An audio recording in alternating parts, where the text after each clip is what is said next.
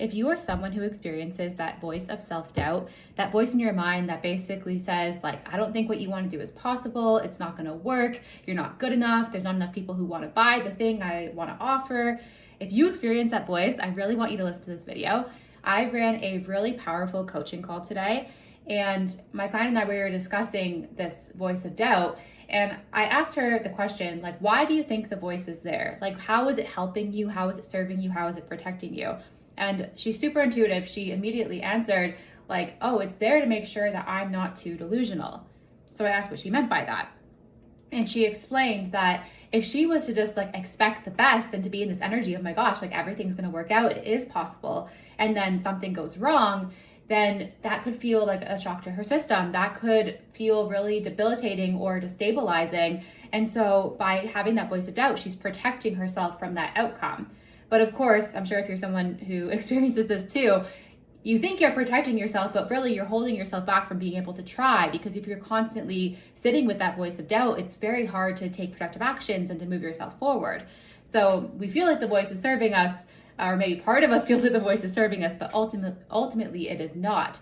So we were talking about the antidote to this, and I want to share 2 pieces of advice with you. The first being, the key here is actually to have your own back and have so much self-trust, because if you've gone after something before with a lot of optimism and hope, and then just got pushed out on your face, it didn't work out, something went really wrong, how do you treat yourself in that moment? Do you have your own back? Do you honor yourself for trying and for putting your heart out there? Or do you tell yourself, oh, I should have known better, I was stupid to have tried, I could have done better?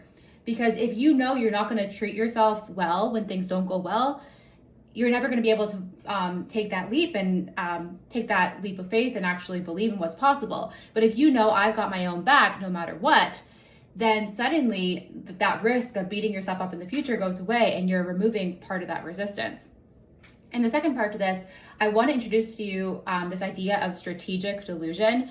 So oftentimes we can feel nervous about being too delusional about what we think is possible, because we might take actions that are reckless or careless. So I was dealing with this myself, and I actually developed a framework called strategic delusion, where basically I run anything I want to believe in through 4 filters to make sure that I'm not going to take an action that's going to put me in harm's way.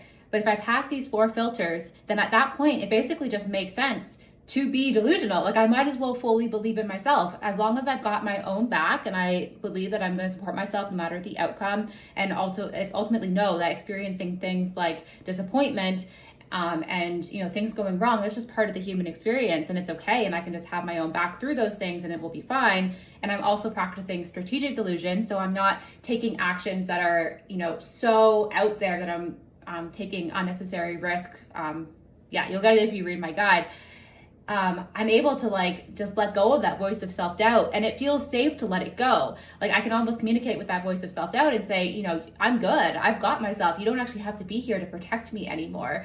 And I think this can be such a powerful practice for you too, if you're someone who experiences that voice as well. So if you want my guide to strategic delusion, comment strategic delusion and I can send it your way. And just let me know if this idea, this concept resonated with you. I'd love to know.